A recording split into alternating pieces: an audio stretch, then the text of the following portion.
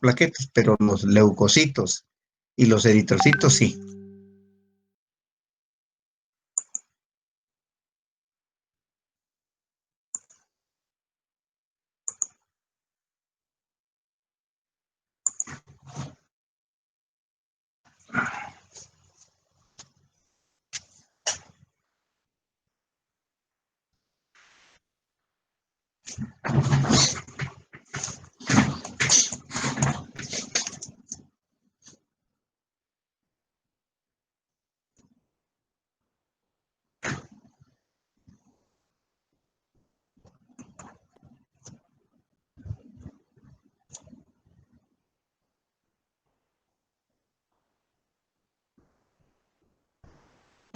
Bueno, vamos a hablar un poquito de historia, de cómo se fue dando estos descubrimientos de la vitamina B12 y del ácido fólico, ¿verdad? Son sustancias que fueron descubiertas por científicos desde hace algunos años.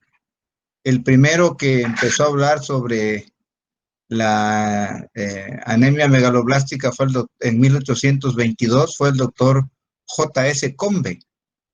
Este individuo, esta persona, este médico, dio la primera descripción clínica de un paciente que padecía anemia megaloblástica. En 1855, el doctor Thomas Addison, ¿sí?, el que descubrió la enfermedad de Addison, publicó la descripción que hizo el doctor Combe, pero no describió las alteraciones sanguíneas típicas, es decir, las alteraciones megaloblásticas que observaban ellos tanto en las 3 líneas celulares, eritrocitos, leucocitos y plaquetas. En el año de 1880, el doctor Paul Ehrlich, un médico alemán, padre de la hematología, ¿sí?, introdujo el término megaloblástico para describir los eritroblastos observados, ¿sí?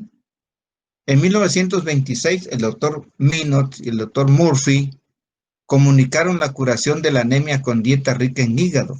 Estos médicos le dieron a consumir hígado crudo a un paciente que padecía de anemia megaloblástico. ¿Y cuál fue su resultado? Que lo curaron, ¿sí? Entonces, por eso el doctor Minot y Murphy pasan a la historia como los primeros médicos que curaron a un paciente que cursaba con anemia megaloblástica. En 1926, el doctor W. Castle y colaboradores describieron el factor intrínseco, ¿verdad? Empezaron a hacer estudios en la mucosa del estómago y ahí encontraron que las células parietales de la mucosa del estómago producen factor intrínseco, que es una glicoproteína. Aparte del factor intrínseco, esas células producen pepsina y producen ácido clorhídrico, tan indispensable tanto el ácido clorhídrico como el factor intrínseco para el metabolismo del hierro y de la vitamina B12. En 1941, el doctor Wills encontró y aisló al precursor del ácido fólico en las hojas de espinaca. Por eso las hojas verdes, espinacas, lechugas, berros, etcétera, son ricas en ácido fólico. El organismo no produce ácido fólico. El ácido fólico lo tomamos nosotros de los alimentos, sobre todo de los alimentos con pigmentos amarillos y los alimentos que tienen pigmentación verde, como las lechugas, los berros, las espinacas, etcétera, etcétera. Y otra condición es que esos alimentos deben de ingerirse crudos. Acuérdense que la cocción hace que se pierdan muchas propiedades físico-químicas. Eso sí, si las vamos a consumir crudas, pues las tenemos que lavar perfectamente, desinfectarlas correctamente. En 1948, el doctor G.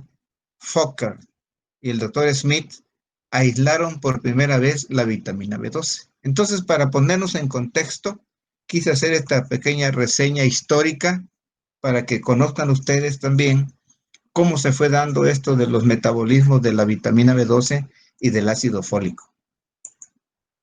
¿Sí? Vamos a ver un poquito de la definición y luego vemos un poco de lo que es el concepto de la vitamina B12 y del ácido fólico, más bien de la anemia megaloblástica.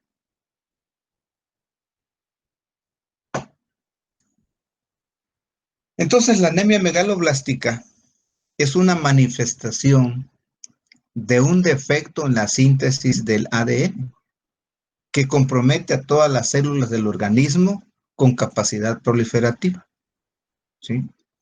La expresión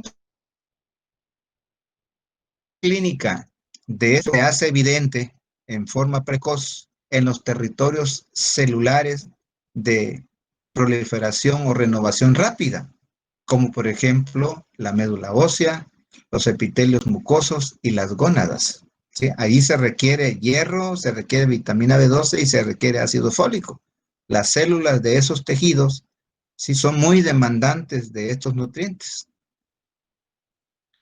Esa síntesis defectuosa del ADN conduce a la activación de la apoptosis, es decir, al haber un defecto en el ADN, porque el ADN de estas células es muy frágil, se rompen fácilmente, ¿sí? Entonces hay una activación, como está mal formado, se induce la apoptosis, ¿sí? La apoptosis se va a llevar a cabo en la médula ósea, ahí se van a morir. A eso se le llama eritropoyesis inefectiva o eritropoyesis ineficaz. Entonces, el eritrocito, el leucocito y la plaqueta liberan deshidrogenasa láctica, los eritrocitos liberan bilirrubina indirecta. Por eso son marcadores bioquímicos de la deficiencia de anemia megaloblástica, tanto por deficiencia de folatos como de deficiencia de vitamina B12.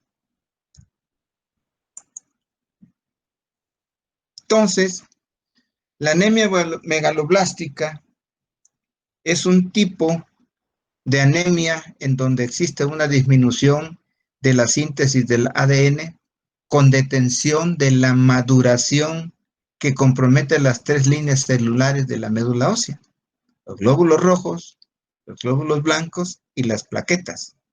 Cuando hay disminución de las tres líneas celulares se llama pancitopenia.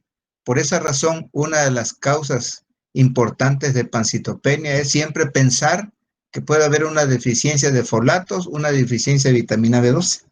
Aparte de que la pancitopenia puede ser generada por otras patologías, como por ejemplo una leucemia o cuando la médula ósea es sustituida por tejido graso. Ahí hay pancitopenia también. Entonces, la deficiencia de folatos y de vitamina B12 también pueden generar pancitopenia. Es una de las causas más importantes que hay que considerar. Dice, las causas que la producen son numerosas, pero aproximadamente el 95% de los casos es consecuencia de una deficiencia de vitamina B12 y de ácido fólico. Primero la de ácido fólico y posteriormente la de vitamina B12. ¿Por qué? Porque ya revisamos que los almacenes de ácido fólico duran de 3 hasta 7 meses y los almacenes de la vitamina B12 duran de 3 años hasta 8 años. Entonces, en ese contexto, pues si nosotros queremos catalogar qué deficiencia es la más frecuente, pues vamos a encontrar que la deficiencia de folatos, de vitamina B12 y luego de factor intrínseco, la anemia perniciosa. Las manifestaciones clínicas y hematológicas son similares en ambos casos, por eso las agrupamos en una misma, ¿sí? Lo que varía es el tratamiento, pero las causas prácticamente son las mismas. La fisiopatología es la misma, ¿sí? Con algunas diferencias. Las diferencias entre deficiencia de folatos y de vitamina B12 son las alteraciones neurológicas, ¿sí? En la deficiencia de vitamina B12 vamos a encontrar alteraciones neurológicas. En la deficiencia de folatos vamos a encontrar alteraciones del tubo neural, que son dos cosas diferentes. El tratamiento, obviamente, dice, está ligado a la causa que lo produce. Siempre, cuando se hace un diagnóstico de una anemia, pues debemos de buscar la causa. ¿Cuál es el agente que está provocando la anemia? Y con esa base, tratar la causa.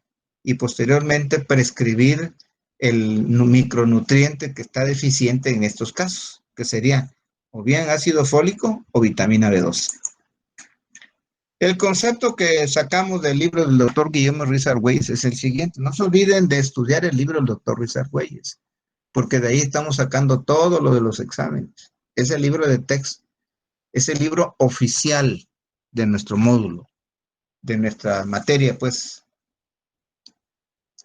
Dice que la anemia megaloblástica, con este término se conoce a la anemia macrocítica, macro de grande, de un volumen globular muy elevado, arriba de 99, 100, más de 99, más de 100, que se deriva de la deficiencia de la vitamina B12 o del ácido fólico, y que se caracteriza por alteraciones en la división celular, tanto en la médula ósea como en otros tejidos que requieren división celular, tales como los epitelios y las mucosas, y cuya alteración en este mecanismo se explica por la mala síntesis del ácido desoxirribonucleico, ya que tanto los folatos como la vitamina B12 actúan como coenzimas de dichos ácidos, ¿sí? Es decir, aceleran una reacción bioquímica y son necesarios para la correcta formación y replicación del ADN, es decir, lo que forman los ácidos, estos, la vitamina B12 y el ácido fólico son las purinas y pirimidinas, que son bases nitrogenadas que son indispensables para la duplicación del DNA de las células. Entonces, al no existir esas sustancias que son las más importantes para la duplicación del ADN, el núcleo de la célula se queda y se va dividiendo paulatinamente. No se da al mismo tiempo de la síntesis proteica, ¿sí? Porque los, todo lo que está pasando en el citoplasma de la célula es normal. Es decir, hay síntesis de proteínas, hay síntesis de hemoglobina en este caso, ¿sí? Sin embargo, lo que sucede en el núcleo es totalmente diferente, ¿sí? El núcleo se está dividiendo, no que no se divida, sí se divide, pero la división es muy lenta. Entonces, ese mecanismo, ese fenómeno de ser lento por un lado y normal en el citoplasma, se le conoce como asincronismo nucleocitoplasma. Y lo vemos con una célula normal. Una célula normal duplica su ADN, se divide, pero al mismo tiempo, ¿sí? Su síntesis proteica se está dando de manera correcta. Están sincronizados, pues. En este caso no. En la deficiencia de folatos y de vitamina B12 hace esa diferencia. Están asincrónicos. Por un lado hay síntesis proteica, pero por el otro lado, aunque hay duplicación nuclear, esta está muy lenta. Y eso hace que el eritrocito tenga una forma macrocítica, megaloblástica.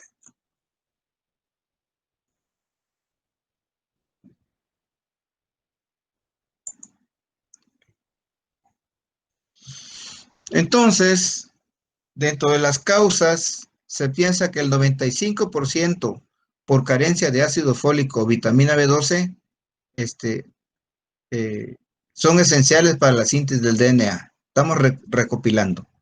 5% se debe a alteraciones congénitas o adquiridas en la síntesis del DNA.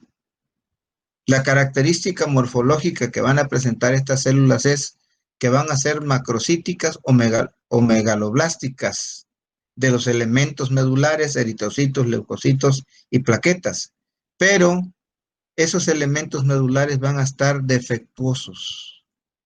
Su núcleo está defectuoso, es muy frágil y por eso se pueden morir. Y por eso hay eritropoyesis ineficaz, ¿sí? Es decir, que no son capaces de completar la división celular. Y no solamente vamos a encontrar macrocitosis en la médula ósea, sino podemos encontrar macrocitosis en la sangre periférica.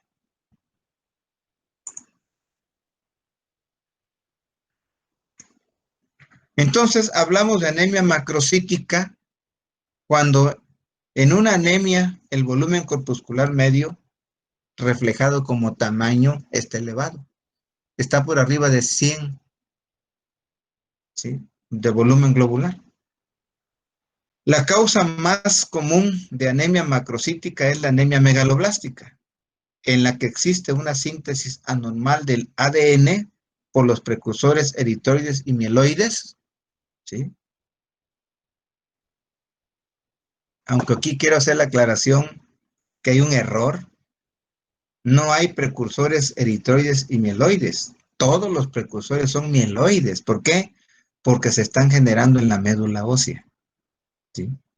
Esta connotación la hacen los científicos nada más para cuantificar células, cuáles son rojas y cuáles son blancas. Pero en realidad el término, para mi parecer, está erróneo, porque todas las células derivan de la médula ósea, pero son mieloides, ¿sí? Lo que da lugar, dice, a hematopoiesis ineficaz. Va a haber pancitopenia caracterizado por anemia, leucopenia y trombocitopenia, y cuyas causas más frecuentes, pues ya hemos estado hablando, es la deficiencia de vitamina B12 y de ácido fólico.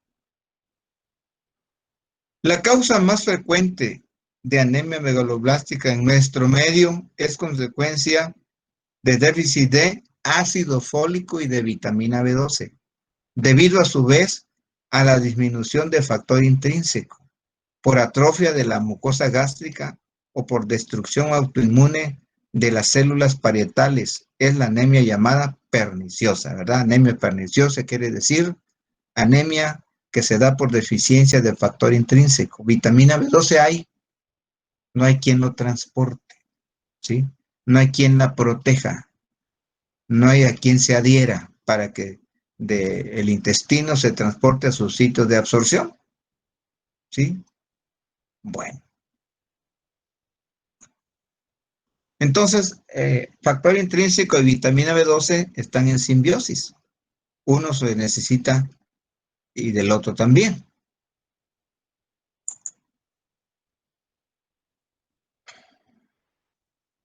Bueno, vamos a pasar, esta no está muy... Esta es la etiología de la deficiencia del factor intrínseco, que más adelantito la vamos a ver su fisiopatología. Aquí lo que quiero hacer referencia es que vamos a encontrar una atrofia, ¿verdad?, en la mucosa del estómago. En esa parte donde se producen las células parietales de la mucosa del estómago, que son responsables, como dije anteriormente, de producir ácido clorhídrico, pepsina y factor intrínseco, ¿sí? Entonces, al haber una atrofia de la mucosa, hay fallas en la secreción, es decir, no se está secretando factor intrínseco, ni se está secretando pepsina, ni se está secretando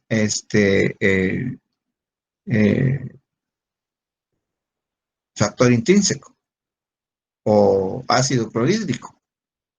Por esa razón, muchas veces los médicos recurrimos a hacer una biopsia de la mucosa gástrica para buscar cuál es la posible causa que está generando esa disminución del factor intrínseco o de ácido clorhídrico.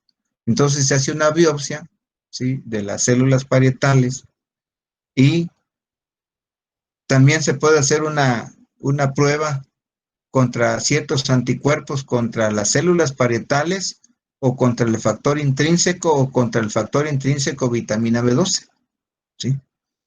Entonces el factor intrínseco va a estar disminuido, que es responsable el factor intrínseco de la absorción intestinal de la vitamina B12, ¿sí? No que lo transporte, repito, el factor intrínseco, porque las proteínas de transporte son las transcobalaminas, ¿sí?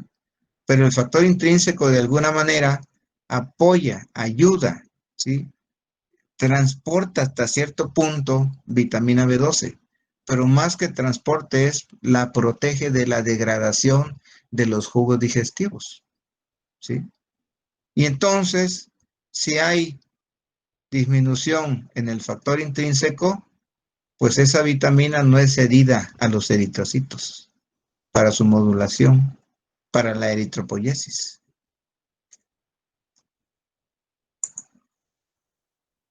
Vamos a ver cuáles son las causas de deficiencia de folatos. Fíjense que las causas de deficiencia de folatos prácticamente son las mismas que la deficiencia de vitamina B12. Por eso las englobamos en una misma. La diferencia, como les dije anteriormente, son las alteraciones neurológicas. Desde el punto de vista clínico, el cuadro clínico prácticamente es el mismo con una excepción, que cuando hay deficiencia de vitamina B12 hay alteraciones neurológicas. Y cuando hay deficiencia de ácido fólico, hay alteraciones en el tubo neural. Ambas son totalmente diferentes, ¿sí? Bueno, entonces en cuanto a la deficiencia de folatos, tenemos que la primera causa es el aporte deficitario, es decir, no hay folatos en la alimentación, no hay vitamina B12 en los alimentos, ¿sí? Eh, Dice, elección incorrecta de los alimentos, es decir, de lo que comemos, ¿qué debemos de elegir? Porque tienen vitaminas, porque tienen folatos, porque tienen hierros, ¿sí? O bien, puede ser por pérdidas debidas al almacenamiento y cocinados incorrectos. Acuérdense que la vitamina B12 y los folatos son degradados muy rápidamente por el calor. Por eso, el contenido de folatos y de B12 en las hojas verdes deben de consumirse naturales, únicamente bien desinfectadas, y así se deben de consumir. ¿Por qué? Porque la cocción, la temperatura alta, hace que pierdan sus propiedades nutricias. Entonces, la recomendación es que se ingieran estas hojas verdes, sí, hojas verdes principalmente, lechuga, espinacas, berros, etcétera, de manera natural. Y además son muy sabrosas, son muy ricas, pero bien lavaditas. Otra agente causal de deficiencia de folatos es el consumo elevado de alcohol. El alcoholismo, sabemos que el alcohol es una sustancia química que es nociva para la salud, pero principalmente es nociva para la médula ósea, intoxica a la médula ósea, ¿sí? Otra condición son trastornos de la absorción, tales como la enfermedad celíaca, donde hay intolerancia al gluten, hay un problema en esos pacientitos, las células absortivas de los enterocitos están muy disminuidas en su tamaño, entonces la calidad de la absorción es mala, ¿sí? Otra condición son las quemaduras, ¿sí? ¿Por qué las quemaduras? Porque las quemaduras, pues lo que se quemó fue el epitelio, la piel. Entonces, cuando hay quemaduras, se está liberando, las células de la piel están necesitando una cantidad exorbitante de folatos y de vitamina B12, ¿sí? El espuelo tropical, la enfermedad de Whipple, la esclerodermia, que es una enfermedad autoinmune, en los casos de amiloidosis, donde hay un problema con el mieloma múltiple que produce estas proteínas de Ben-Jones que se acumulan en los tejidos blandos, preferentemente, o en aquellos trastornos congénitos del metabolismo, por ejemplo, en la diverticulosis intestinal o en el consumo crónico de alcohol. No olvidar que el alcohólico crónico lo toma como alimento, ¿sí? El alcohólico crónico no come alimentos como ustedes, como yo, salvo que seamos alcohólicos crónicos, ¿verdad? Pero creo que no lo somos, ¿sí? ¿Por qué razón? Porque 1 gramo de alcohol le provee al organismo 9 kilocalorías, las mismas que le proveen las proteínas. Entonces, por eso no come, ¿sí? Se toma su sorbo de alcohol y está tomando alcohol y el alcohol está proveyendo las calorías que requiere para vivir. ¿Sí? Bueno, otra condición en las cuales puede haber deficiencia de folatos o de vitamina B12 son las necesidades aumentadas. Sabemos que en el embarazo se incrementan, ¿verdad?, las necesidades de nutrientes, como el hierro, como los folatos o la vitamina B12. De igual manera en la lactancia o en aquellos niños tienen prematurez. En la prematurez hay deficiencia de hierro, folatos y de vitamina B12. Por eso les he dicho que en el control prenatal es muy importante. Ustedes van a ver niños, ustedes van a ver embarazadas. Allí ustedes tienen que darle su tratamiento con folatos, con vitamina B12 a los niños prematuritos. Ustedes van a valorar de cuántas semanas de gestación y hay que darle sus pulsos de hierro, de vitamina B12 y de folatos. En la etapa de crecimiento también obviamente hay una mayor demanda porque hay una aceleración de de las hormonas de crecimiento que requieren hierro, folatos y vitamina B12. En aquellos casos donde hay una dermatitis exfoliativa, por ejemplo, exfoliativa crónica, allí puede haber una deficiencia de folatos o de vitamina B12. ¿Por qué? Porque la piel se está exfoliando, se está cayendo, ¿sí? La psoriasis es una de ellas, por ejemplo. En la psoriasis, veanle cómo tienen la piel los individuos con psoriasis, que se está descamando su piel materialmente, ¿sí? O bien en situaciones hipercatabólicas como en los individuos que están padeciendo de un posoperatorio, ¿sí? O ya dijimos que en la hemodiálisis, ¿verdad? El líquido de diálisis barría con los folatos, con la vitamina B12 y con el hierro incluso, ¿no? O en la hemocistinuria, ¿sí? Aquí están las causas de las dos, ¿sí? Pero en realidad son las mismas causas para ambas.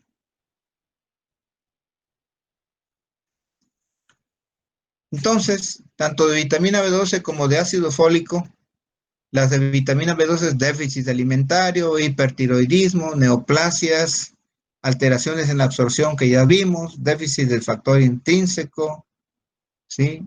Mala absorción intestinal. Hay ciertas bacterias que consumen vitamina B12, cianocobalamina, ¿sí? Enfermedad de Innsbruck, Grasbeck, bacterias, parásitos, hay bacterias y parásitos que consumen vitamina B12 también, ¿sí? Ya vimos que el alcohol, la insuficiencia pancreática, ¿sí? Los fármacos como la neomicina, los metrotexatos y el trimetoprim, que son las sulfas, también pueden provocar disminución en la cantidad de vitamina B12 porque compiten con ella, compiten por su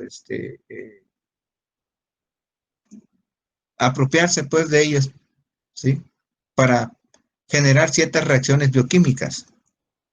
En el caso del ácido fólico ya vimos, ¿sí? Exactamente lo mismo, ¿no? Dieta inadecuada es la primera causa, el alcoholismo crónico, el aumento en las necesidades como el embarazo, la infancia, la prematurez, el crecimiento y desarrollo, o en las enfermedades, la dermatosis exfoliativa como la psoriasis que les decía, o en aquellos pacientes que cursen con mala absorción intestinal, que se le llama enteropatías, fármacos anticonvulsivos como la de fenilhidantoinato, barbitúricos, antineoplásicos como el metotrexato, por ejemplo, antagonistas de las purinas y pirimidinas en aquellos individuos que cursen con hepatopatías crónicas, es decir, en las cuales el hígado esté enfermo y no puede almacenar una cantidad suficiente de folatos, pues hay deficiencia. Y en la hemodiálisis que ya mencionábamos, que es un procedimiento que se le realiza a los pacientes, ¿verdad?, que cursan con una insuficiencia renal crónica. Ok. Esta es la fisiopatología, ¿sí? La fisiopatología de la anemia megaloblástica por deficiencia de folatos o de vitamina B12. Cuando hay una disminución del ácido fólico y de vitamina B12 por cualquier circunstancia que ya revisamos, van a provocar un retraso en la síntesis del DNA nuclear, ¿sí? Ese retraso en la síntesis del DNA nuclear le genera o se genera un desequilibrio en el crecimiento celular. ¿De qué células? Células de la médula ósea, de los epitelios principalmente, ¿sí? Y por otro lado, aquí, por ejemplo, lo que se está provocando es que el DNA nuclear no se está dividiendo oportunamente, su división está retardada. Sin embargo, lo que está pasando en el citoplasma, todos los componentes que está pasando en el citoplasma, en los ribosomas, pues, continúan en actividad celular normal, ¿sí? Normal. ¿Por qué normal? Porque está habiendo síntesis de hemoglobina. Entonces, la hemoglobina se incrementa, ¿sí? La síntesis de hemoglobina se incrementa. ¿Sí? Entonces, como no se está dando la división celular al mismo tiempo con la síntesis proteica, ¿sí? Porque lo que está retrasado es la división celular. ¿La célula se va a dividir? Sí, sí se va a dividir, pero va a llevar más tiempo de lo que normalmente acostumbra llevarse para dividirse. Y entonces a eso se le llama asincronismo en la maduración núcleo-citoplasma, ¿sí? Ya dije, en el citoplasma hay actividad normal porque hay síntesis proteica. Y en el núcleo está retrasada su maduración o su división. Entonces, a eso se le conoce como asincronismo en la maduración núcleo-citoplasma, ¿sí? Y todo esto que acabamos de ver nos lleva a la macrocitosis típica de las anemias megaloblásticas, ¿sí? En cuanto a la anemia perniciosa, ¿cómo se da? ¿Sí? La anemia perniciosa es una variedad de anemia megaloblástica. Entonces, cuando hablamos de anemia megaloblástica, estamos hablando de tres variedades: por deficiencia de folatos, por deficiencia de vitamina B12 y por deficiencia de factor intrínseco, ¿sí? A eso se le llama anemia perniciosa. Desde el punto de vista fisiopatológico, ¿cómo se presenta esta enfermedad? Bueno, cuando existen, ¿sí? Cuando hay atrofia de las células parietales y éstas sufren una agresión, ya sea una agresión inmunológica o puede ser una agresión quirúrgica incluso, cuando hay una resección quirúrgica, ¿sí? Eh, no inmunológica por un cáncer, por un linfoma, por ejemplo, ¿sí? Esta agresión inmunológica va a estar dada por anticuerpos antifactor intrínseco o anticuerpos anticomplejo factor intrínseco más vitamina B12. Entonces, qué es lo que generan? Una atrofia de las células parietales de la mucosa gástrica. No se secreta factor intrínseco, no se secreta ácido clorhídrico, no se secreta pepsina, ¿sí? Y si no se secreta, no hay unión de la vitamina B12 con el factor intrínseco y por lo tanto no hay absorción de esta a nivel intestinal, ¿sí? Así se da desde el punto de vista fisiopatológico la anemia perniciosa. Okay. Bueno, esta la puse nada más para que reflexionemos acerca del almacenamiento de la vitamina B12 y del ácido fólico. Dice, cuando se analiza la posible influencia de la dieta en la aparición del déficit vitamínico, es muy importante tomar en cuenta lo siguiente. ¿Sí? Vitamina B12, dice, el nivel de reserva es suficiente para subsistir entre 3 y 5, entre 3 hasta 8 años, les había yo mencionado. Así dice otras literaturas que hemos revisado. En cuanto a las reservas del ácido fólico, dice, las reservas se agotan en 3, 4 o hasta 7 meses. Por lo tanto, la mayor frecuencia de las anemias megaloblásticas se van a dar por deficiencia de folatos, por deficiencia de vitamina B12 y por deficiencia del factor intrínseco, que serían las de tercer lugar. La instauración de la anemia sigue las mismas fases que en el caso de la anemia ferropénica, es decir, se va a ir dando de manera insidiosa, de manera paulatina, en tanto se están agotando sus reservas. En las dos primeras etapas se produce la depleción del nutriente en el plasma, es decir, tanto de folatos como de vitamina B12. En la segunda etapa hay una disminución en los sitios de reserva, ¿sí? En los sitios de almacenamiento. Y después dice, en las células donde se almacena la vitamina B12, el ácido fólico y el hierro se almacenan en los hepatocitos del hígado o se almacenan en los macrófagos de la médula ósea, ¿sí? Como resultado se observan anomalías metabólicas y finalmente disminuye la concentración de hemoglobina por debajo de los valores de referencia y se instaura la anemia. Anemia de tipo macrocítico normocrómico.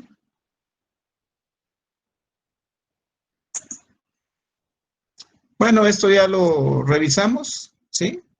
¿Cuáles son los efectos de la deficiencia de folato y de cobalamina como vitamina B12? ¿Cuáles son los tejidos que mayormente se afectan? Pues son las superficies epiteliales de boca, estómago, intestino delgado, sistema respiratorio, urinario y genital femenino. Vamos a encontrar, perdón, macrocitosis con células multinucleadas y moribundas. Eh, esta deficiencia puede dar complicaciones durante el embarazo, porque puede existir daño gonadal, puede traducir infertilidad, puede generar prematurez, ¿sí? Deficiencia de folato, sobre todo por deficiencia de folato. Abortos recidivantes y defectos del tubo neural en la deficiencia de folatos principalmente y de cobalaminas, ¿sí?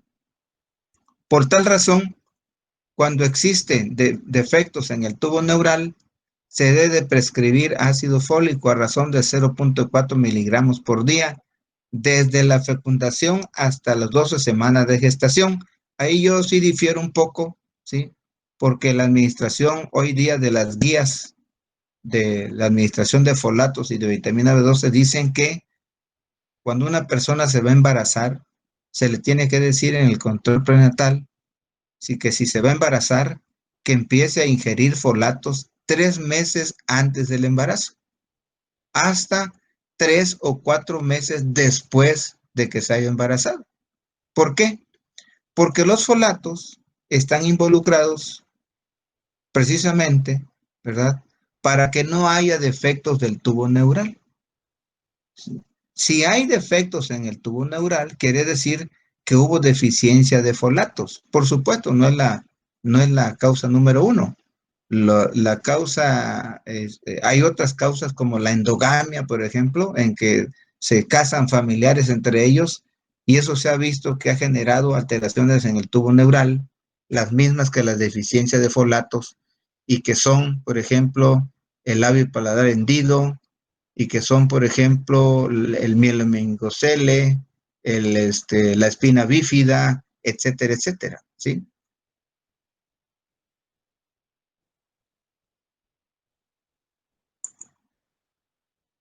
Bueno, esto ya lo vimos. Bueno, en cuanto al cuadro clínico también, ¿sí? Este, el libro del doctor Guillermo Ruiz Argüelles refiere cuáles son los síntomas y signos más frecuentes que se presentan en la anemia megaloblástica, ¿sí? En todo paciente anémico por anemia megaloblástica, sea por deficiencia de folatos, vitamina B12 o de factor intrínseco, vamos a encontrar palidez e hipodinamia en el 100% de los pacientes. Pérdida de peso, 93% porque puede haber diarrea en estos pacientes o vómitos, ¿sí? Diarrea y vómitos que pueden condicionar pérdida de peso, 72%. Fiebre, ¿por qué? Porque los neutrófilos están afectados. Los neutrófilos no realizan fagocitosis de manera correcta. Entonces, pues, el paciente puede acusar síndrome febril. Glositis, alteración de los epitelios de la lengua, una lengua que está grande, inflamada, enrojecida, ardorosa, etcétera. Ictericia, 35%, por la muerte prematura de los eritroblastos a nivel de la médula ósea. Signos neurológicos, en el caso de las anemias por deficiencia de folatos, perdón, de vitamina B12, hay alteraciones neurológicas. Anemia, trombocitopenia y leucopenia. La anemia se presenta en el 100%, la trombocitopenia en el 64% y la leucopenia en el 62%. Es decir, como las tres líneas celulares están afectadas porque tanto la vitamina B12 como el ácido fólico y como el hierro, pues son indispensables para el DNA de las células rojas, blancas y plaquetas, ¿sí? Y como hay muerte prematura en la médula ósea eritropoyesis ineficaz, se libera tanto bilirrubinas indirectas como la deshidrogenasa láctica, que se puede encontrar en una cantidad mayor de 500 unidades. Se presenta todo esto en el 90%. Es decir, cuando estamos ante una anemia megaloblástica, le tenemos que solicitar bilirrubinas indirectas porque el paciente incluso clínicamente puede cursar con tinte ictérico, ¿sí? Causado por la presencia de bilirrubina indirecta que es generada por la muerte prematura de los eritrocitos. Y al morirse los eritrocitos, pues también liberan otras sustancias, como por ejemplo la DHL, ¿sí? Que es propia de las células, células que están en división, ¿sí? Entonces son marcadores bioquímicos. Aquí hay un diagramito de flujo de cómo se puede hacer el diagnóstico, ¿sí? Eh, el diagnóstico nos lo va a dar prácticamente el laboratorio y nos lo va a dar un índice que se llama volumen globular medio o volumen corpuscular medio, ¿sí? Que en una anemia macrocítica lo vamos a encontrar por arriba de 99 femtolitros. Un eritrocito megaloblástico, un eritrocito demasiado grande, ¿sí? Sí, y entonces tenemos que comparar el valor normal. Los valores normales de volumen corpuscular medios van de 83 hasta 90 cuando mucho. Pero si ya encontramos 100, 105, pues ahí nos está avisando, nos está dando datos de que probablemente se trate de una anemia megaloblástica. Entonces, tenemos que valorar la cuenta de reticulocitos, ¿sí? La cuenta de reticulocitos me está traduciendo, me está diciendo que la médula ósea está trabajando al 100 por hora, ¿sí? Si están aumentados los reticulocitos, valor normal de 0.5 a 2%, si están aumentados se trata de una hemólisis crónica, ¿sí? Si por el contrario los reticulocitos están disminuidos, ¿sí? Están disminuidos, podemos sospechar en una enfermedad crónica.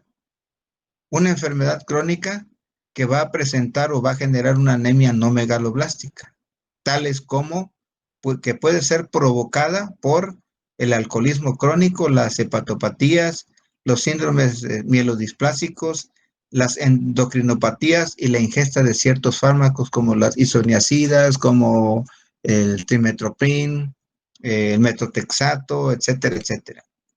Sí, están los reticulocitos disminuidos y sospechamos en una enfermedad crónica, ¿sí? Al mismo tiempo estamos sospechando en una anemia megaloblástica. Una anemia megaloblástica en la cual vamos a encontrar deficiencia en la ingesta de folatos o de vitamina B12. Y al haber esta deficiencia, las causas por las cuales tenemos que pensar que son las causantes de esta deficiencia, pues son los nutrientes, el déficit nutricional, el alcoholismo crónico o dietas restrictivas en folatos o vitamina B12. O bien, ¿sí? Sospechar en la deficiencia en la absorción de folatos y de vitamina B12, ¿sí? Si hay deficiencia en la absorción de estos nutrientes, pues pienso en tres condiciones. En anemia perniciosa por deficiencia de ácido fólico, en cirugía gástrica porque le estamos quitando superficie de producción de factor intrínseco o en una diarrea crónica que lo está llevando a la baja de peso a ese paciente.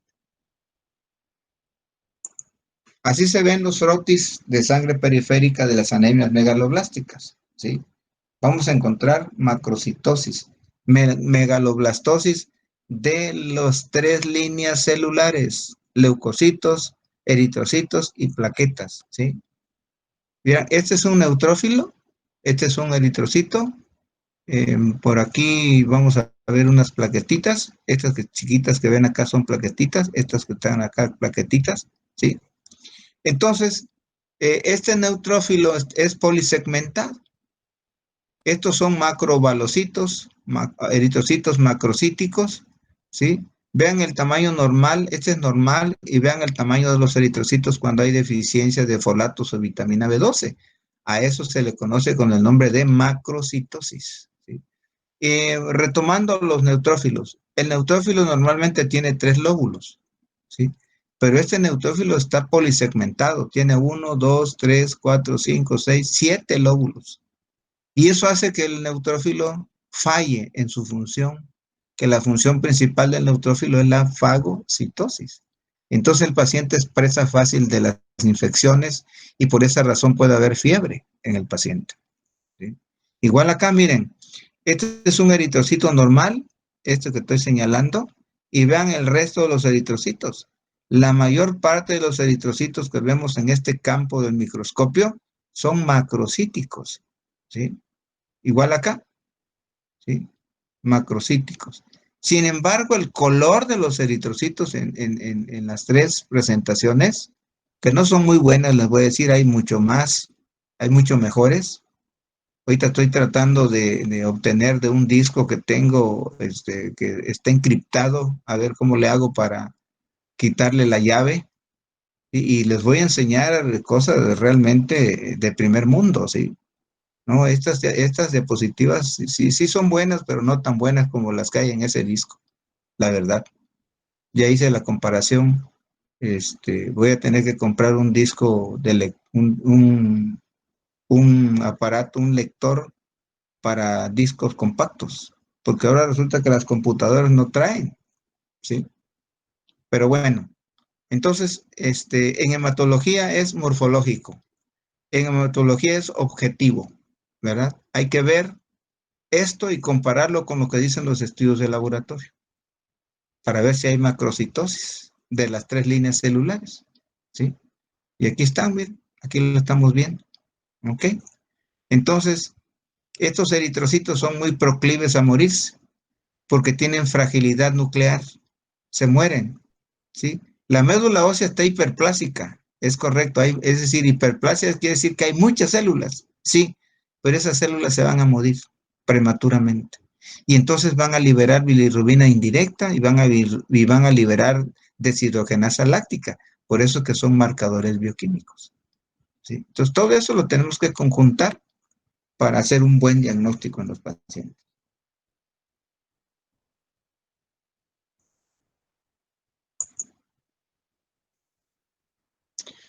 El diagnóstico, entonces, no se olviden que el primer diagnóstico es clínico y luego es por laboratorio, ¿sí?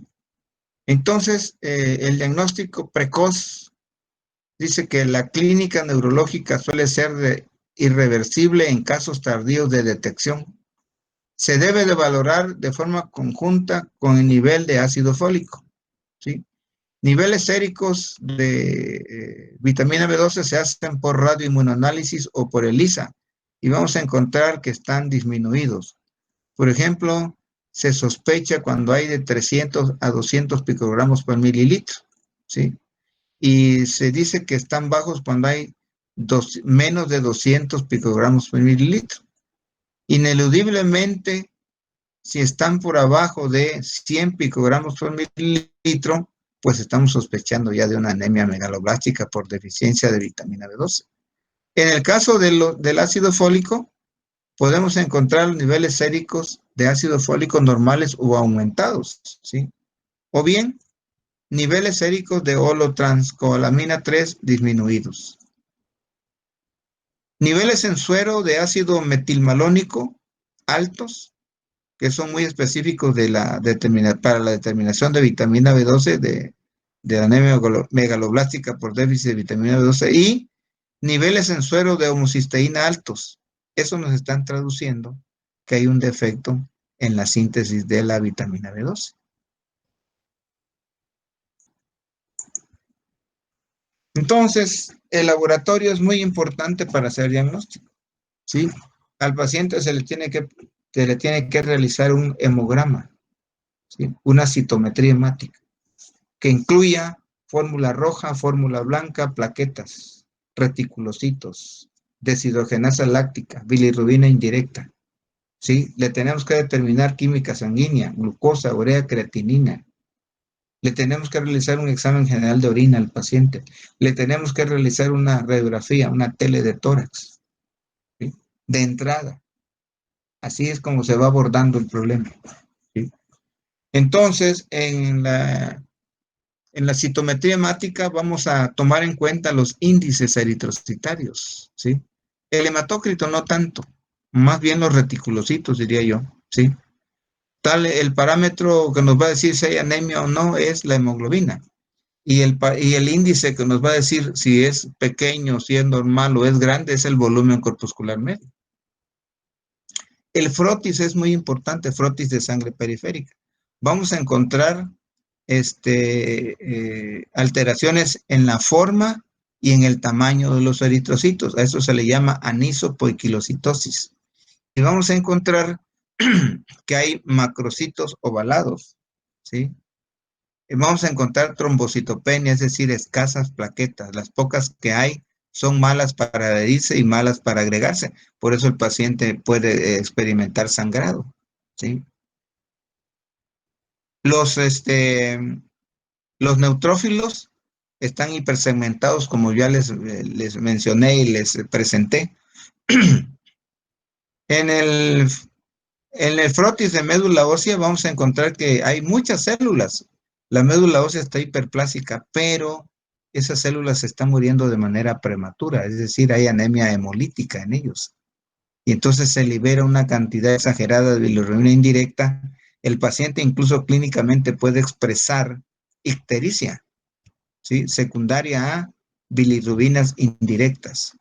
Hay megaloblastosis, células muy grandes, persistencia de basofilia, núcleos inmaduros muy frágiles, proclives a romperse fácilmente, a morirse prematuramente. No hay sideroblastos en anillo, ¿sí?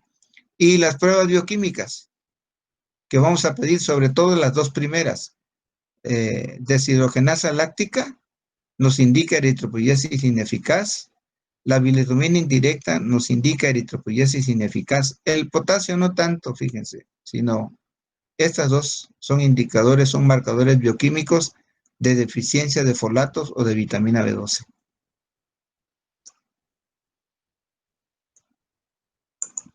Hay una prueba que está quedando en desuso, les dije la otra vez,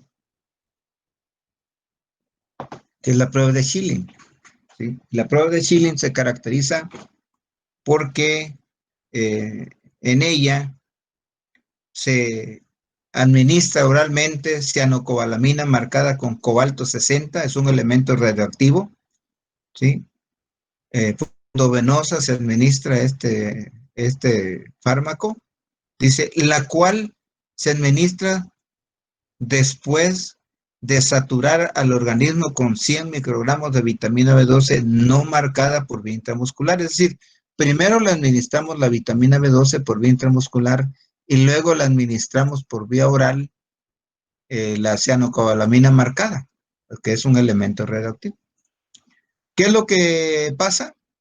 Dice, se mide la vitamina B12 eliminada por la orina en las primeras 24 horas posteriores a la administración de vitamina B12 marcada, que en condiciones normales debe ser mayor a 8% de la dosis administrada. Es decir, lo que se elimina debe ser mayor a 8%.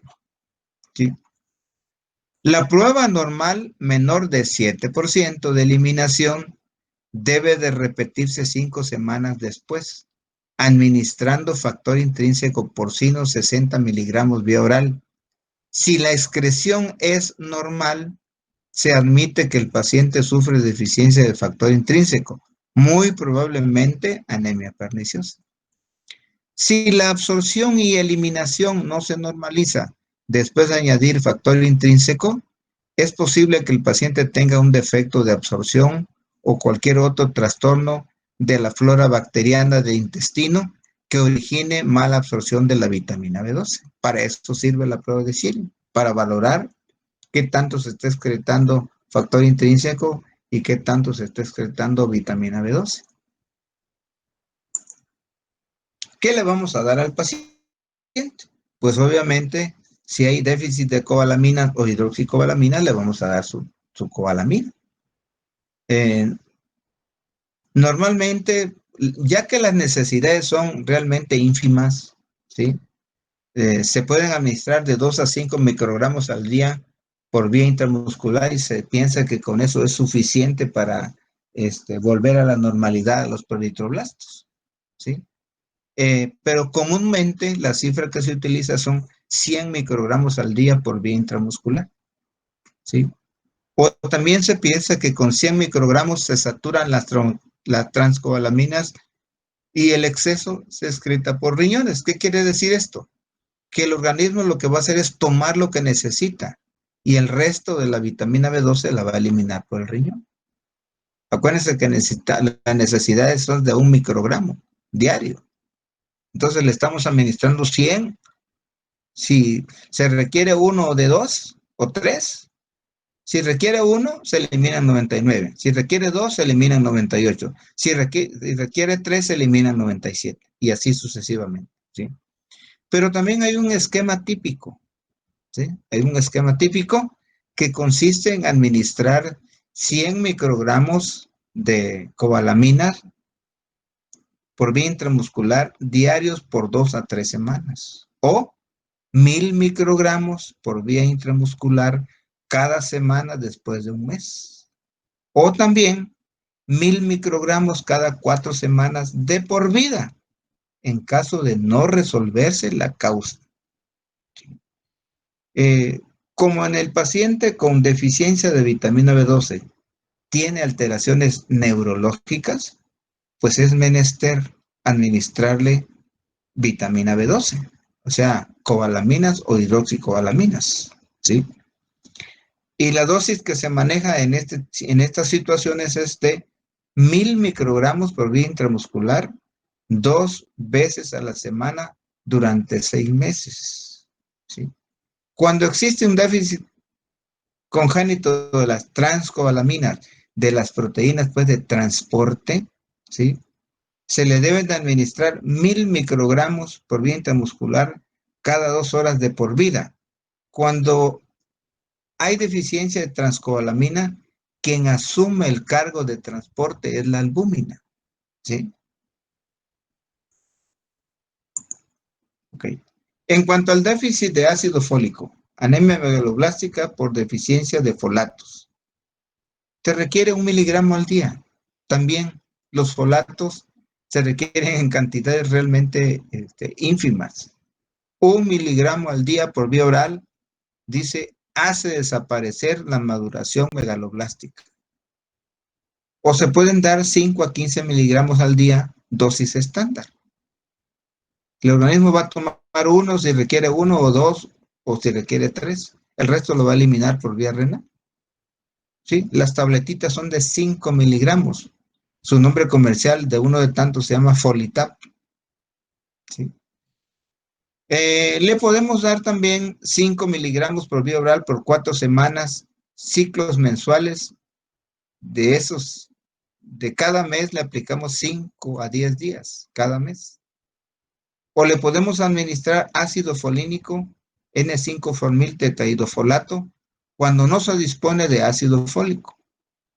Le podemos administrar de ácido folínico 15 miligramos por semana en tratamiento a largo plazo por vía intramuscular o 6 a 25 miligramos cada 8 horas en caso de intoxicación por antifólicos y pirimetaminas, que son medicamentos antineoplásicos.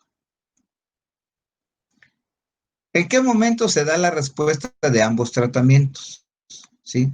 Cuando tratamos con cianocobalamina y con folatos, desaparecen los megaloblastos en 8 a 12 horas. Realmente es muy rápida la acción, ¿sí?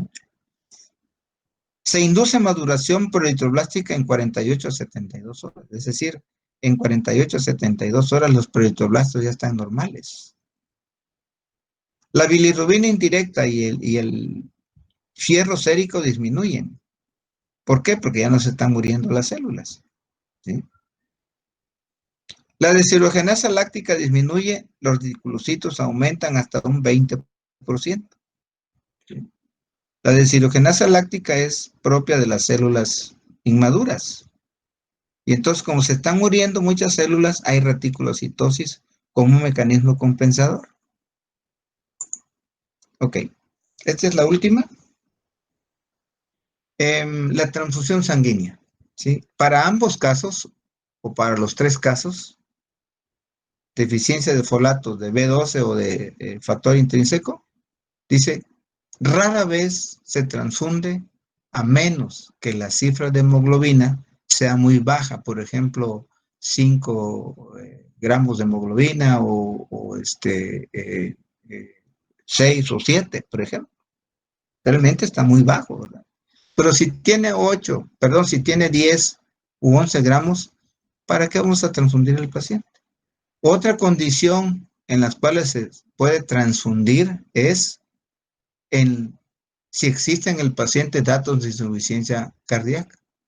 Por ejemplo, en los pacientes ya grandes, los pacientes adultos, ¿sí? Es muy importante que tengamos en cuenta eso. Ya el corazón por su vida media ya está alterado. Entonces, en esas situaciones se debe de administrar pequeños volúmenes de concentrados eritrocitarios, o sea, paquetes de glóbulos rojos, a razón de 10 mililitros por kilogramo de peso muy lentamente. La dosis de paquete de glóbulos rojos va de 10 a 15 mililitros por kilogramo de peso. Así calculamos cuando vamos a transfundir a los pacientes, ¿sí? Los pacientes que vamos a transfundir o que vayamos a transfundir deben de estar en posición de sentado y calentados. Deben de estar envueltos con una chamarra, con un jorongo, con lo que tenga, y se les debe de poner una luz de chicote para calentarlos, ¿sí? La idea de esto, del calentamiento, es producirle vasodilatación, ya que como todos sabemos, las anemias cursan con vasoconstricción crónica. Lo que queremos es abrirle los vasos sanguíneos para que la sangre perfunda más rápidamente y logre cohibir y logre eh, pues se logre el objetivo, ¿no? Que es llevar oxigenación a los tejidos, ¿sí? Entonces, el hecho de aplicarles dosis pequeñas a razón de 10 mililitros es con el propósito de disminuir el riesgo de sobrecarga circulatoria y por ende prevenir el edema agudo. Bueno, espero que algo de esto les haya quedado claro. Ahí está el libro del doctor Guillermo Ruiz Argüelles, es el libro de texto, ahí vienen las anemias megaloblásticas, de ahí sacamos las preguntas para el examen. Parece ser que el día lunes no tenemos actividad, el próximo viernes tenemos nuestro examen, estudien mucho, van a tener 3 días para estudiar, prográmense bien, planeen sus actividades, dense su tiempo también para relajarse un poco, pero ahorita lo más importante para ustedes, la tarea de ustedes se llama estudio. Nos vemos entonces el martes, que tengan un feliz Todos Santos. Gracias, Doc, Muchas igualmente. gracias. Gracias, doctor.